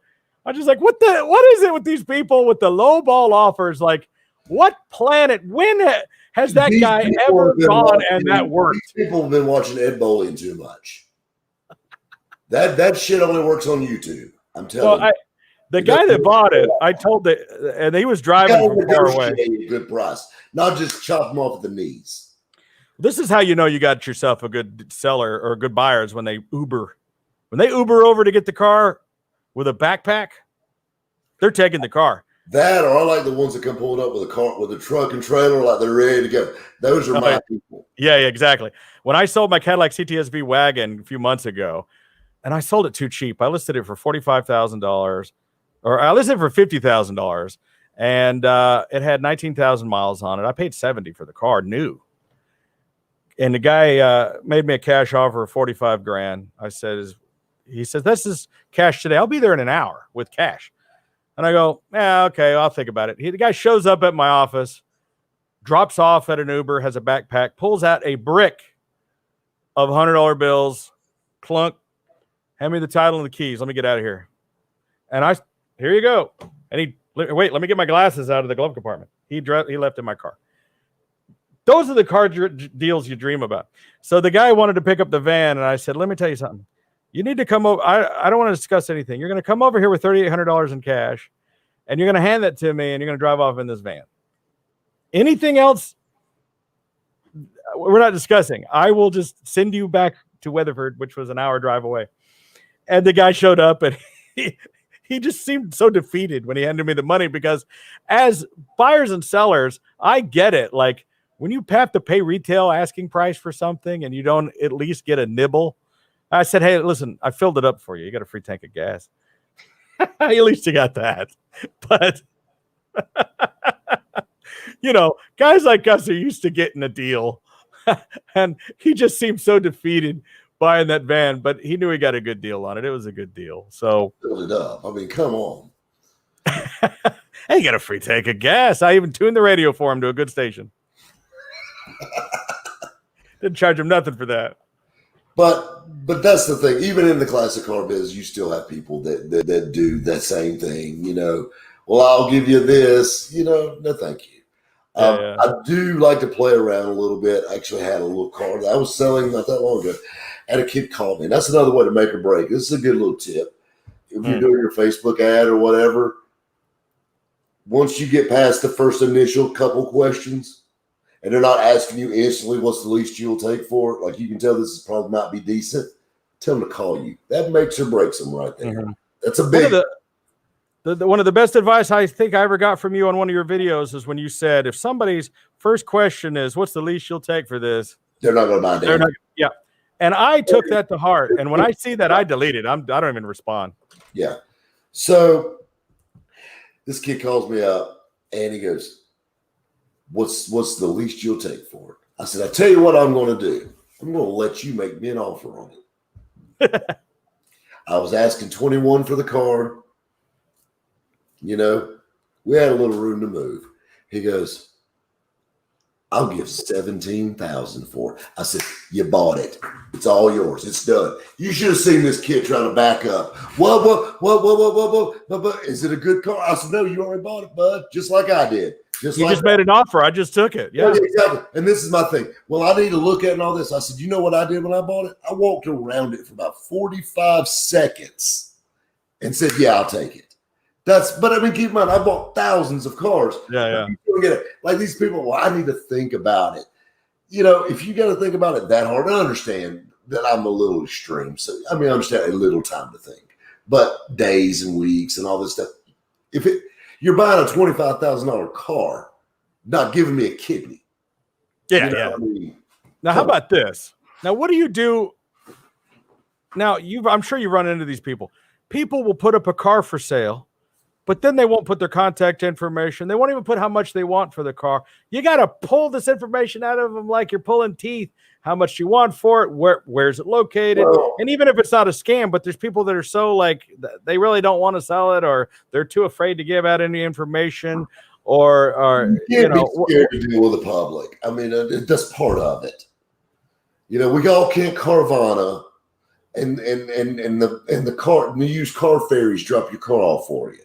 On full disclosure, I built a DeLorean time machine for Carvana, and they have it on display in their glass case. So I'm going to be nice to them. I'm going to step out. Okay. But I'm just saying. You know what I mean? Like, that's not car. I'm a true car salesman. But I know what you mean. It's like that is, I know the guy that started Carvana. He bought this car from me. And he was trying to describe the concept of it when he started it. And I'm like, who in the hell is going to go like buy a card out of you get a token and it's gonna pop out of a vending machine. I'm like, but the world is changing though, and it's becoming a one price. CarMax started it, AutoNation, all these places, one price shopping. No. That's the biggest scam ever. What? That's the biggest scam of all time. Oh yeah, we have a no negotiation tag. Oh, okay, that's great. Yeah. Guess what? You must have a non-sales one too, because I'm going by. And then I love to negotiate. I love the back and forth. To me, that's a car buying experience. I mean, that's just the way it's supposed to be. But is there a part of you that gets insulted when somebody gives you just a stupid lowball offer? You just want to like. You can't insult me. You can't insult me. You know what I'm saying? Because I keep in mind, I got 7 years of stand-up comedy. I love to insult back. And when somebody gives me a lowball offer, well, I mean, I understand. If you can't afford it, I totally understand. Now you may not know this about me, but I tried my hand at stand-up comedy 20 years ago.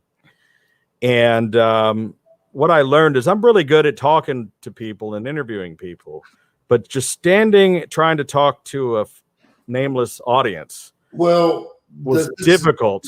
Stand-up comedy, and I'm not claiming to be that I was great at it. I did it for a long time, and I was featured. No, for some good people. Tim Wilson, you probably heard him. We used to work at Laugh Skull Lounge. I was a feature act with Sinbad on the stage. Oh wow! Yeah, that's big timing. I don't know if he's still alive anymore, but anyway, we used to do comedy clubs up down Southeast. And for those for the people out there watching, featuring is the guy that opens up for the headliner, right? And I don't know why they call it. They don't. That's the nice name they give it so that you feel better about yourself. Yeah, exactly. Open an act. More or less. You don't want to be called an opener. Yeah. Because the opener is the guy that's also. Well, you got the cold room. Probably took your tickets. Right. Well, you got the cold room. People haven't been drinking yet. I mean, everybody's just getting there. People playing with their phone. It's the hardest job. You're getting a purse set over here and all this stuff. You're ordering cheese sticks and Mai Tais. And you're trying to make them laugh. Oh, God, it's hard. But anyway, I joke with people all the time about it. And I said, being a stand-up comedian is one of the hardest performing arts there is. And of course, everybody's like, no, I don't know about all that, Ron, and all that. I said, all right, take a musician. You can be up on stage, lights, everything going, amps turned all the way up.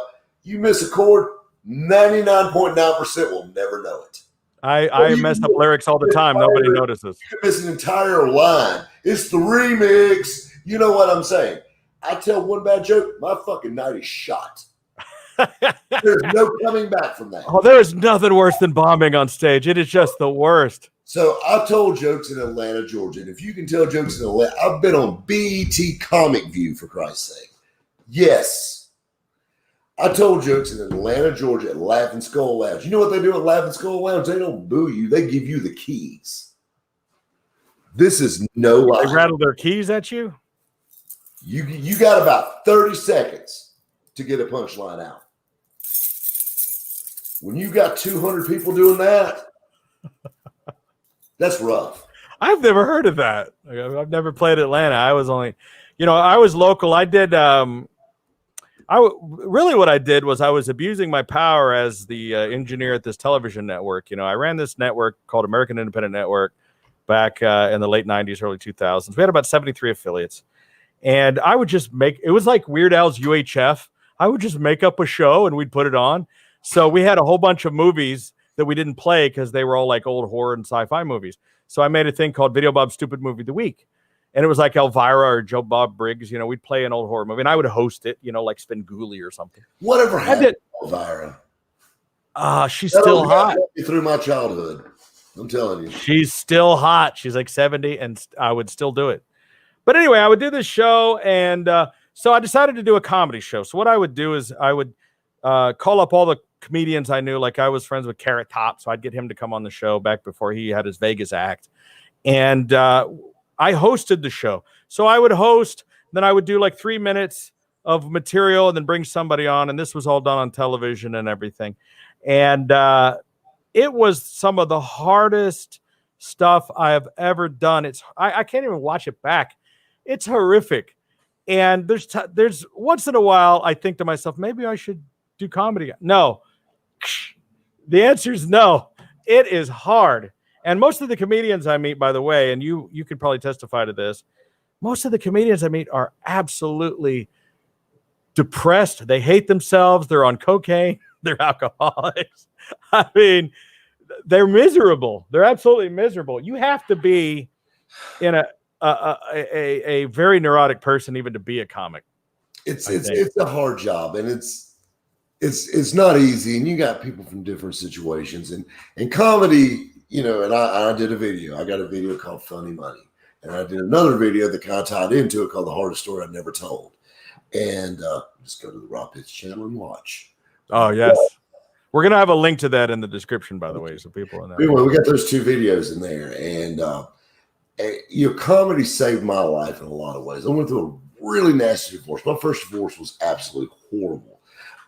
You know, I watched the video that you described that about, yeah, but yes. you can fill us in on it. Yeah, so it was horrible. You know, I mean, you know, children not being mine, and it was just a bad situation. I was in a really, really bad spot in my life, and comedy saved my life. I've always been a funny guy. I always loved to tell jokes. I always loved to, you know, make people laugh. You know, and I mean, I've always been that guy that was always cutting up, and you know, I'm moping around, feeling sorry for myself. You know, and I mean, this is the worst time ever in my life, and you know, my dad's coming in with the rubber ball thing and all that.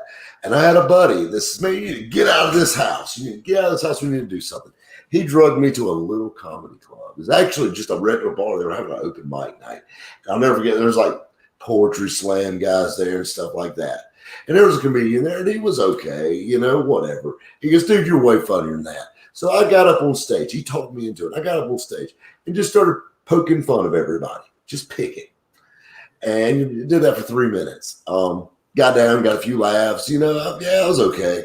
Had a guy from the radio station come up to me. Next thing you know, I'm competing in a radio station contest. And, you know, I win that contest.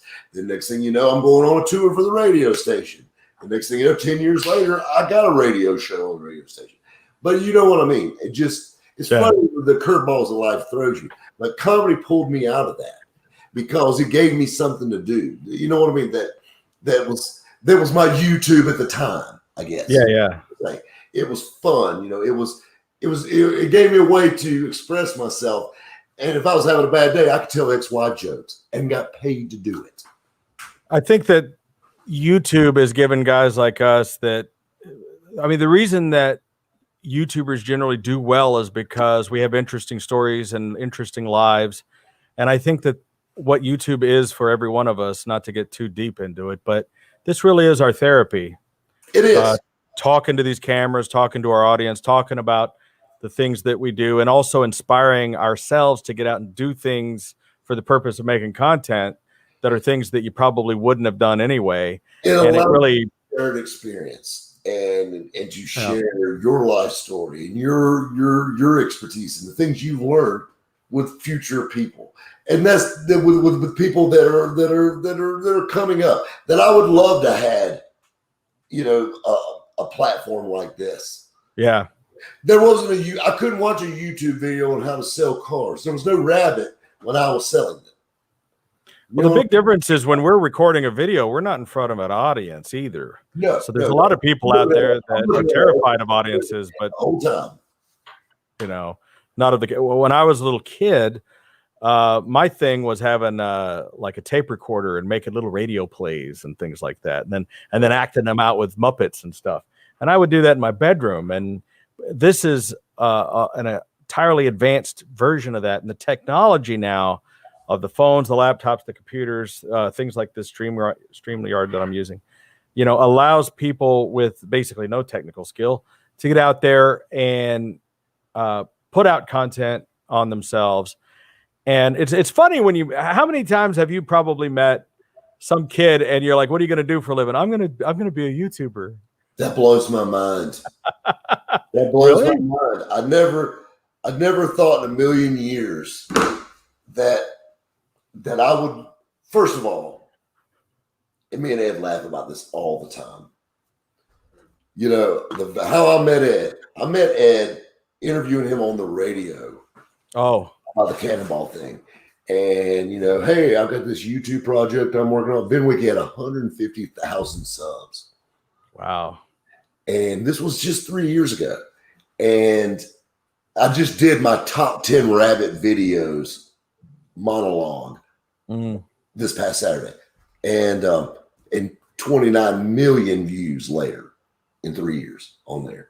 How that channel's grown. But in his creepy warehouse at the time. Now it's like a studio above his garage, but in this creepy warehouse, no heat, no air, just like this place, and just telling that story about the eBay Outlaw. It's the very first time I ever sat in a chair. I told that story, and telling about how crappy the mic was. So the mic, we had a clip-on lapel mic, but it had old school with a wire.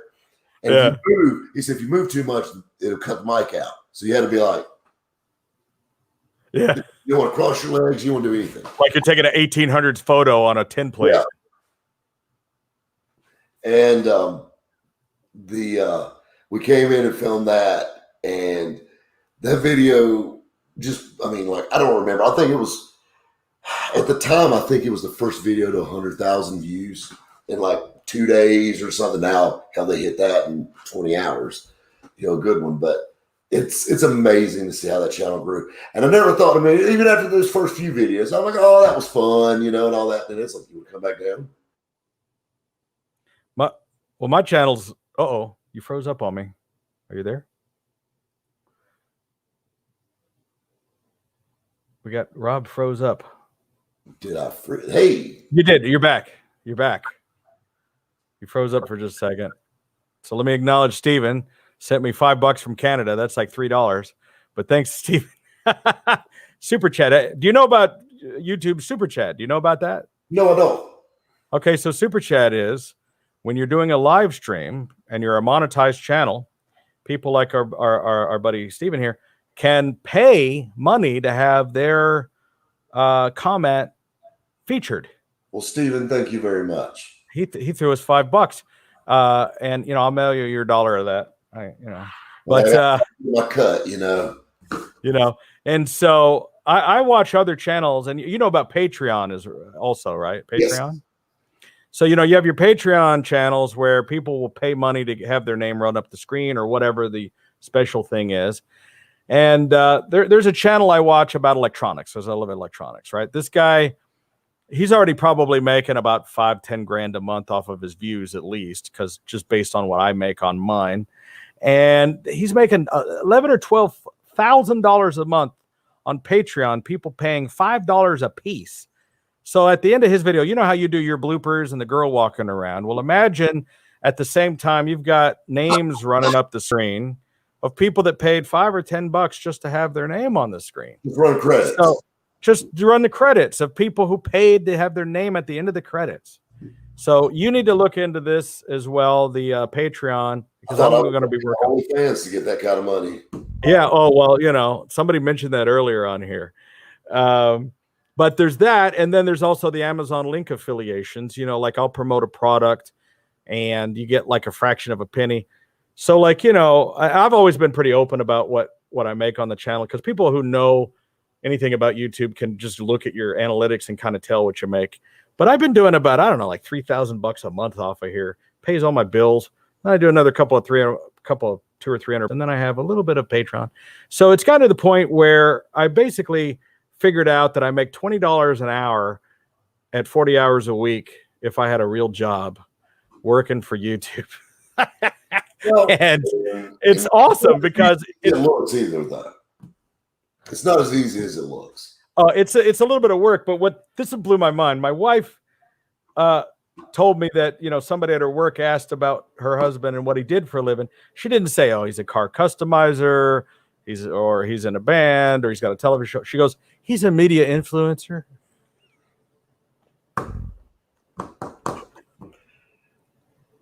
I've become Mr. Beast, except without making $1 million a day. But I really have decided that, just like yourself, you've invested quite a bit of effort and time into YouTube, and it's worth it because, it's worthwhile. But the thing that made me, though, I got to the point, the thing that I realized when I needed to start a channel, when I had 4,800 subs with zero content. Yeah, exactly. I had more than enough subs to monetize before I dropped the first video. That's crazy. And I was lucky enough to have a grandfathered channel because I started the channel 2007 and I already had a Google AdSense account. People out there who run businesses probably know what Google AdSense is. And Google AdSense is when you can buy search words. So a lot of people don't know how manipulative Google is. When you search for something, the stuff at the top of the list, those people paid to be there. And back when I had my restaurant, I used to own a burger restaurant, and I wanted to buy the phrase "best burger in Dallas." Well, that cost $5 a click at the time. So it cost more than my cheeseburger did for somebody to click on it to find my website if they Googled me. And because I had a Google AdSense account, I was already set up for monetization because it was already tied to my banking account. But what a lot of kids don't understand now is it's really difficult to get a monetized YouTube channel. It's changed since Outlaw. In the last year, I think it's changed again. Mm-hmm. Because you had to have 4,000 subs. No, I have no idea what the requirements are now, but it's tough. Yes, 1,000 subs, but it's like 40,000 view hour or 4,000 view hours or whatever. It's nuts. Which we were lucky. My channel went monetized halfway through the first video. That's amazing. Like the halfway through the first day. So I was blessed on that all the way. Yeah. Like you got guys that have a channel. Like my transport guy has a channel. He's had one for 5 years. It went monetized last week. Wow. It's a lot of work. And that's the thing. People are like, man, I want to become a YouTuber. It ain't that easy. I sometimes feel bad that I get views on videos that, you look at other YouTubers and you're right. They're just doing this Stradman thing going, hey, everybody, and it's like, you seasick. And you've got a dolly track and you've got, multiple angles going on. I mean, you're doing all this work, models walking around, lighting, no air conditioning. But you're doing all this stuff but it'll pay off and it's probably already paying off. And we all know that once you get to that 100,000, you get your little silver play button. Oh, I'm counting the days. I literally have a clock. I don't know if this thing will reach. I don't know if I got enough cord for this thing to reach on camera. Let me see. Hold on. This cord isn't quite long enough for you to see this thing. Let me turn so there it is. I literally have this clock called a LaMetric time clock that counts my YouTube subscribers. That is so cool. And this thing, it used to literally do one by one, but they changed something about the algorithm, so it only updates every 100. And I sit and stare at this thing, and it'll go blink, and it'll say 900 here in a minute. And I watch it climb, and you can program this to do anything, your Instagram, your Facebook. I did a video on it. Go watch it. It's called LaMetric Time Clock Videobob. So I think it's $100, whatever the thing is. But I have one at my office too, and you'll see these. A lot of other YouTubers use them. You need to get one, but it'll drive you crazy because I sit and stare at the damn thing. You want to talk about crazy? Go back to where we were. Right here, we're going to put spotlights under the Milner Coupe, and that's where my awards are going. Right there in my office. Oh yeah, I'm already picking out wall space for the thing, it's like right here, and here, and here. Boom, yeah. Boom. And that's where I put my Nobel Peace Prize. I do got all right. We gotta wrap it up. We're at 153 minutes. What I learned about these live videos is if you go longer than 2 hours, it messes up the processing, and then it cuts off it only shows the last 2 hours and then cuts off the earlier part. So I wanted to keep it in an hour. Here we are, 2 hours. I've done these things where it went 4 hours because you just get the BS, and the next thing you know, it's the next day. But I need to let you go. I'm sure you're ready for dinner or whatever. I'd love to go home. I have a hot personal trainer upstairs waiting for me, and I'm talking to Rob Pitts. So it's the voice. It's the voice that gets them every time. It is the honey over the gravel. Where did you come up with that? Did somebody tell you that, or is that just an old expression? Somebody started commenting that on VinWiki, and it just stuck because several people started that, and the white Morgan Freeman, and the white Morgan Freeman. They said the one used to get it's too bad that Philip Morris can't advertise anymore because Rob could sell so many cigarettes for them. You could. It's just like, and then but the thing that's bad though is I have so many people come up to me and say, Rob, how'd you get a voice like that? And I've got the perfect response. Yeah. Marlboros and whiskey. Not to do everything. I did not get the voice from drinking milk. I promise you. Jim Beam and Marlboro Reds. I mean, what do you smoke? I actually smoke Marlboro number 27s. I just I like it. What is that? Is that like a menthol or something? I have to describe it every time I buy a card. Okay. I'm a square. I don't smoke. I don't do drugs. I'll drink a little bit. When I see you, we're going to be drinking.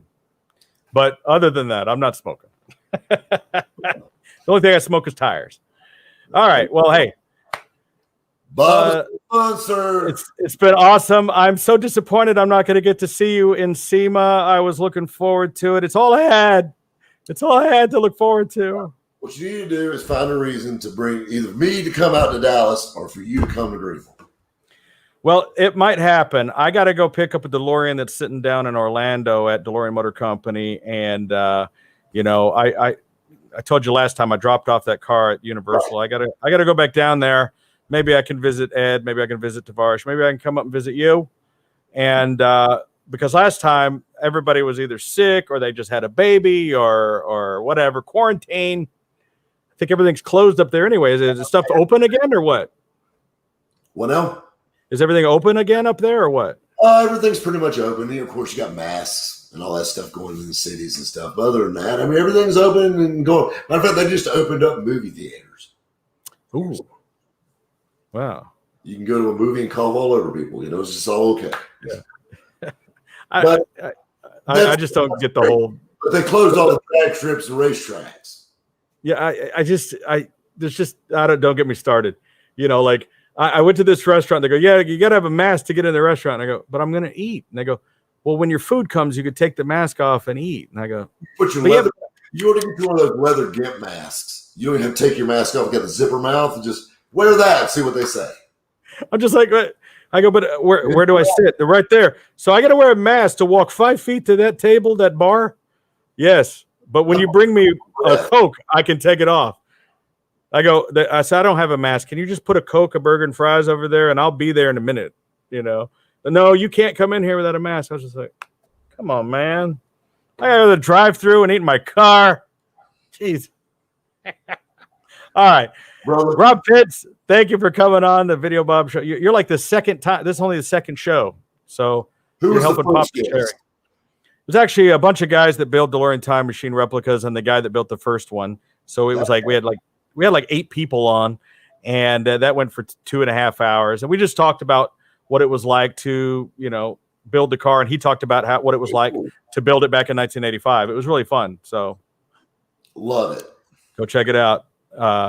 But this was fun. I'm going to the goal is to try to do it every day. I don't know if I can do this every day.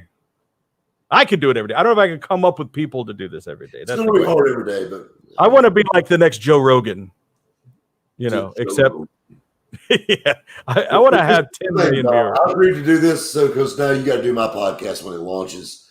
Okay, I will. Well, I did your radio show, so this is already payback. We'll launch the podcast too. You and I, we are media whores. We will do anything. We don't care. Pretty much. Yeah. All righty. Thank you, Rob Pitts. Everybody check out Rob Pitts' channel. I'm going to put a link in the description so you can check out his channel. And, of course, you also see him on Ed Bollion's VinWiki's Car Stories. Some of the greatest stories ever, both heartwarming and funny as hell. So, and you're just a genuinely cool guy. Really only know each other online, but you're one of my friends. So, absolutely. Thanks, man. Next time, friend. Hell yeah. All right. Well, hey, thanks for tuning in. I think we had a little technical difficulties at the front. What I'm going to do, if you're watching this on a replay, is I'm going to save this whole file and re-upload it again as the recorded version because some people complain that some of it blanked out, and maybe we'll get some of that taken care of next time. Thanks, everybody, for tuning in. Hey, I'm Videobob. What else can I say?